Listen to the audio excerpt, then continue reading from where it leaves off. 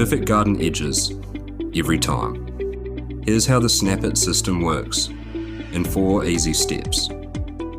Step 1. Plan it. Measure up your garden so you know exactly what you're working with. Then head to our online Snap It Garden Edging Planner.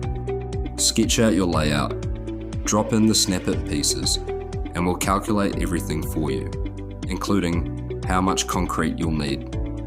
Step 2. Snap it together. Once your Snap It order arrives, unbox the pieces and snap them together. Each section clicks firmly into place, matching the design you've planned. Need to adjust? Trim the units to fit. Use reinforcing steel inside the channels and secure it using the steel pins supplied. This gives the concrete extra strength and keeps everything stable. Step 3. Pour it. Now you're ready to pour. Fill the channel with concrete, keeping the line steady and smooth. Gently vibrate the channels to remove air bubbles from inside the concrete. Wait about half an hour, then use a finishing trowel to neaten the edge. Once that's done, leave it to cure for 5 full days. Trust us, it's worth the wait. Step 4. Job done.